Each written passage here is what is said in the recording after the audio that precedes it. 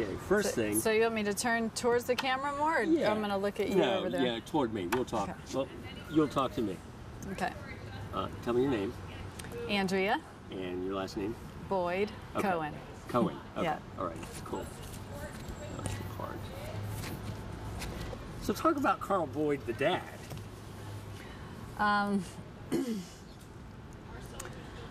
My father is one of the most gentle, kind men that I've ever met.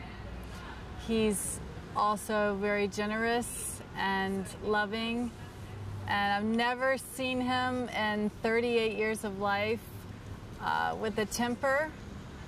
He's never yelled at us, and he's just sweet and gentle and loving, and he's been the best dad anyone could ask for.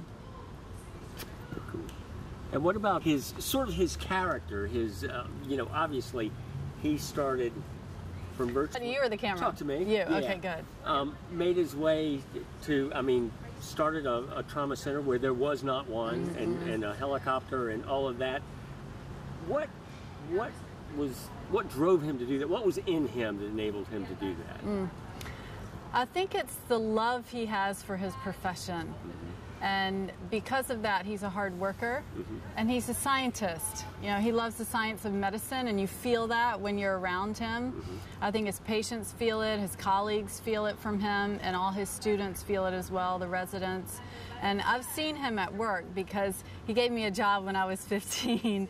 And so I've been in his office, and I've seen him working with patients. And I think it's just he likes history as well, and like any scientist, you probe into the subject and you come to learn it on every level, and you just keep exploring it. And I think he explores medicine with such an open mind, and it makes him a great doctor, and it makes him love what he does, and people can feel that. And so he worked really hard because he wanted to provide for us, his family, and he loves his children. So I remember he'd get up any time of the night to go and operate on someone and help people and be of service to anyone who's hurt.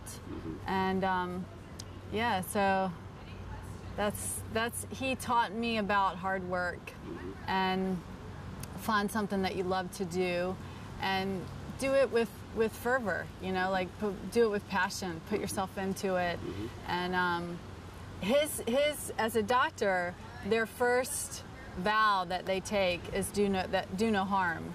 And I'm a yoga teacher, and that's the first vow for the yogi, is also do no harm. So in that way, we're working. He works with physical bodies, and I work with physical bodies as well, but in a different way.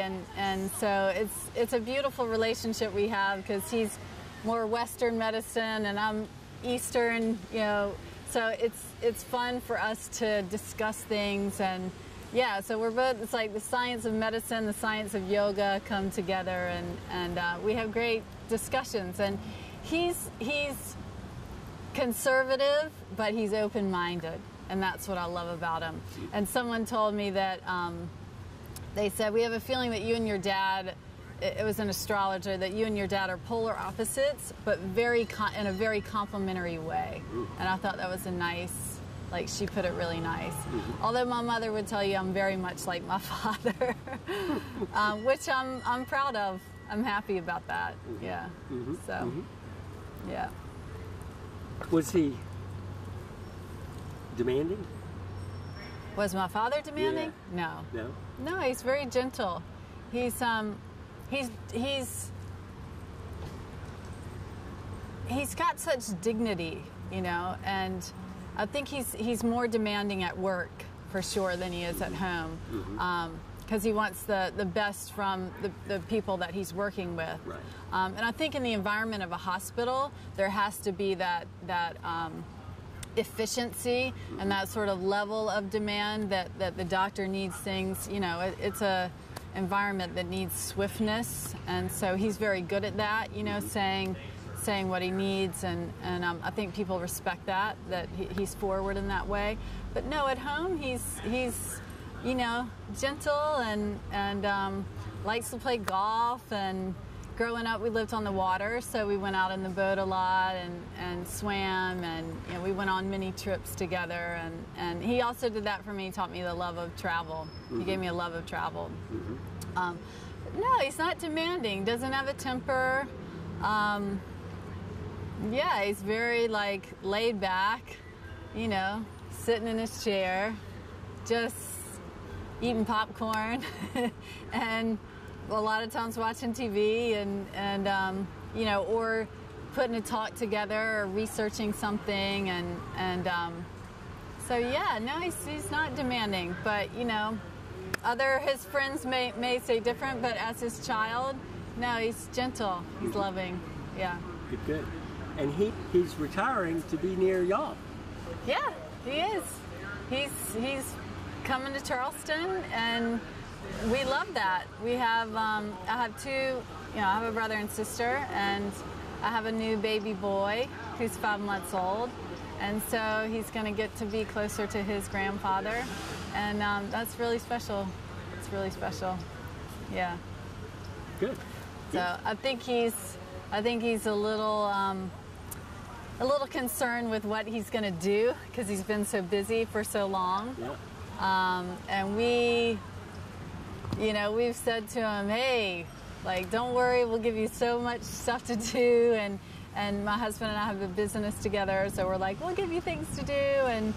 But yeah, so hopefully he'll feel like he's still keeping busy, even though he's not going to be at the hospital or, you know, with patients all the time. Right. Yeah. I thought he was going to be a rock star. Yeah, he might be a rock star. Yeah, he was once a rock star. I don't know if everyone knows that, but he was in a band called the Epics with my mom and his good friends. And he's a great guitarist, incredible guitar player. Yeah. And he can play with my husband. They can play guitar together. But yeah, he's a great guitar player, and who knows, maybe he'll join a band again. That's good. Okay. Yeah. Cool. What I am going to try to do I am going to try to get my father to take yoga classes while since he's no longer going to be working. That's one of my goals, is to get him back in a yoga class. Yeah, hold on, let me think of what I want to say. Yep. Don't watch. And so I will say that there are a lot of people out there who are going to be missing my father big time. He's brought so much to, you know, people he never met before, people he saw on a daily basis at the hospital, people who came into his life just briefly and then, you know, left. And so many people have him to thank for their life, and not just the people whose lives that he saved, but all their family members as well. So, you know, he's a man to celebrate, and for all of his many years of hard work and waking up in the middle of the night and being of service in that way, it's something to praise and celebrate. And so, you know, to call him my father is an honor. That's beautiful. Hold on, I want to say for. Okay. And he'll be missed, and he's loved, and I love him very much. And yeah, I wish him a very happy retirement, and he deserves every bit of relaxation and rest. And I'm happy that I can spend time with him when he's no longer working. Yeah. All right, let me think. Thank you, Dad. That one, look right there. Okay. Thank you, Dad. I love you.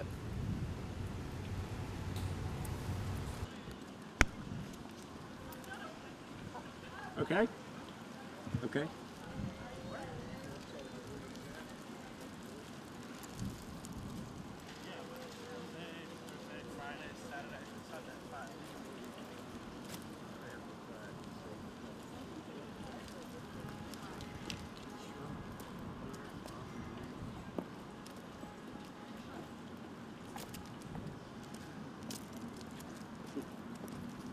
Okay, all right, there you go.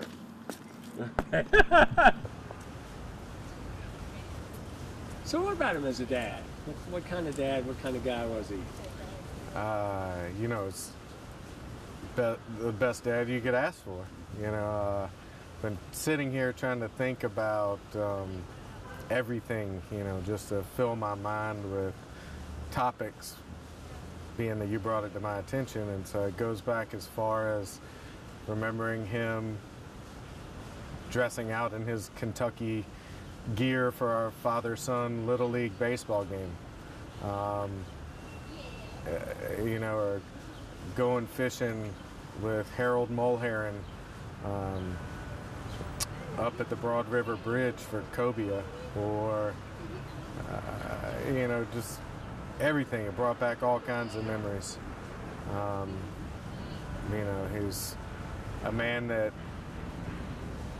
worked as hard as anybody I know, or probably will know, that, you know, took away from a little bit of time with us maybe as kids when we were definitely on 45th Street and, you know, on Dutch Island as well, to where I can remember where he'd be gone for a couple days at a time, just with the ER schedule. But you know, if you ever needed him, he was there. Anytime you needed anything, had any event, or something needed to be said, Dad was there. So, you know, as far as being a dad, he's the best dad you could ask for. That's great. That's great. Medicine. He told me a little of that story. So he sort of falls into that, but then he achieves at an extraordinary level. What about him made him able to do that? I don't know. You know, he achieves at an extraordinary level due to the fact that I don't know that there's much of a challenge that he can't step up to, okay? And for that reason, so say you said, learn how to hit a target from 1,000 yards with a rifle, right? So he, even though he's probably never tried that, I'm guessing that because I've never known him to try that, but he would work as hard as anybody that you had ever seen to research, you know, the breath before you pull the trigger or how the wind could affect the bullet, and would go out and shoot as many times as he would have to in order to be able to hit that target before anyone else, probably. And so I guess to fall back on the answer would be he's so smart and works so hard that, you know, he rises above any challenge that he faces with anything, whether it be in medicine or roping or, you know, fishing or, you know, whichever hobby he got into, he rose above it. Cool. Cool.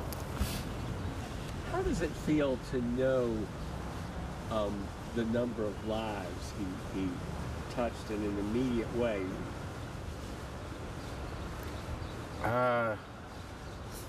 Incredible, but I don't think that anybody or any one of us can expand on that. Rather, you know, if you haven't been in that position, then I know that he's saved friends of mine lives.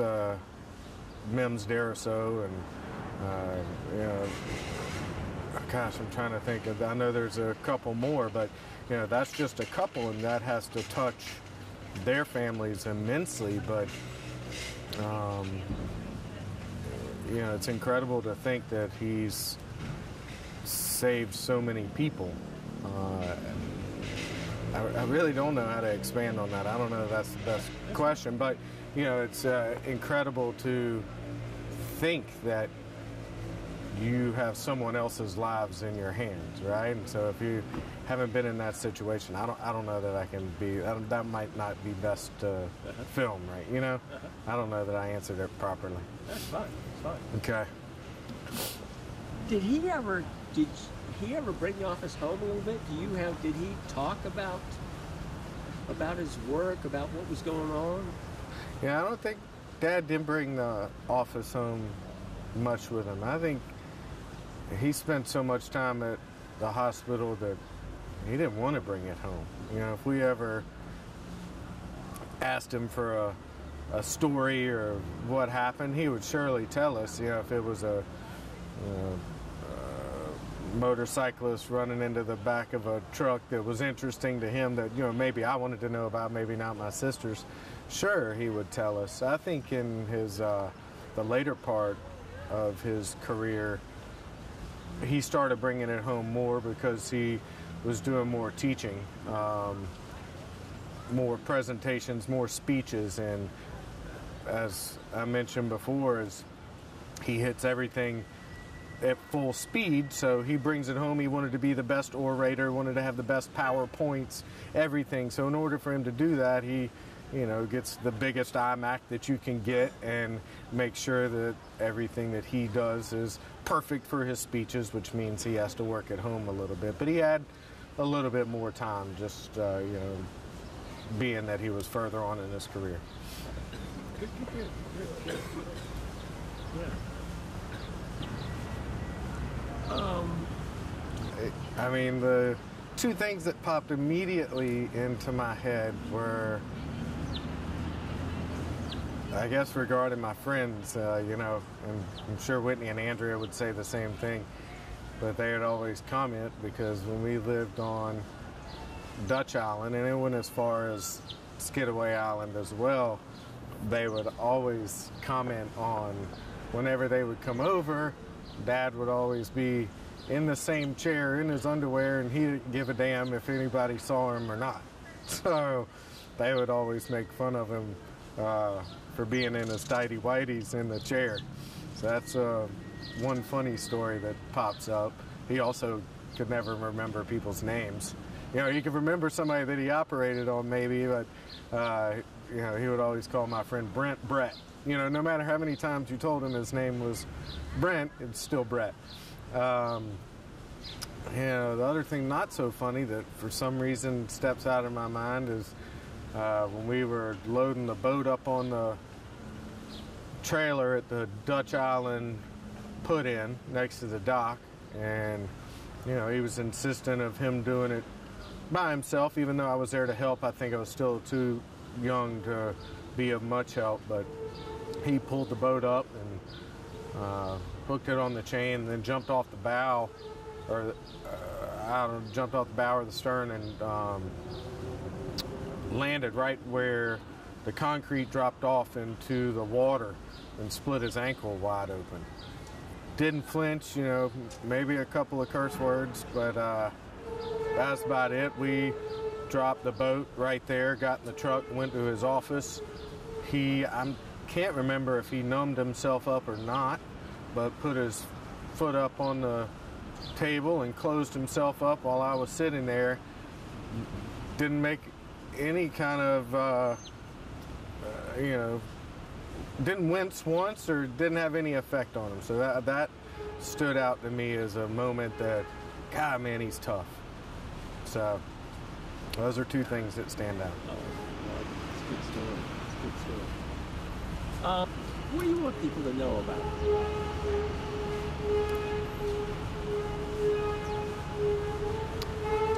Gosh, it's where I'll try to not cry like Andrea, but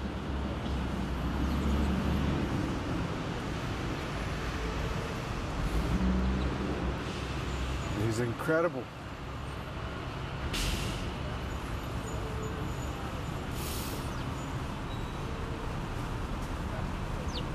Always there. Give you everything he has.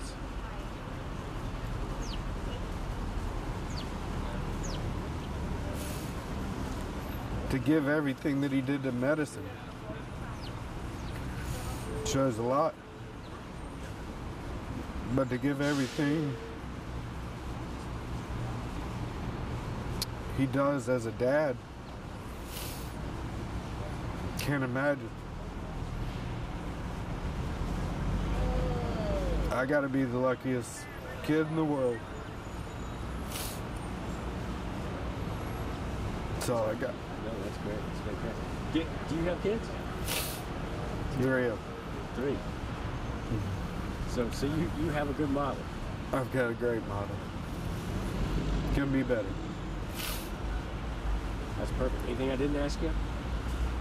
No, I think we did good. Okay.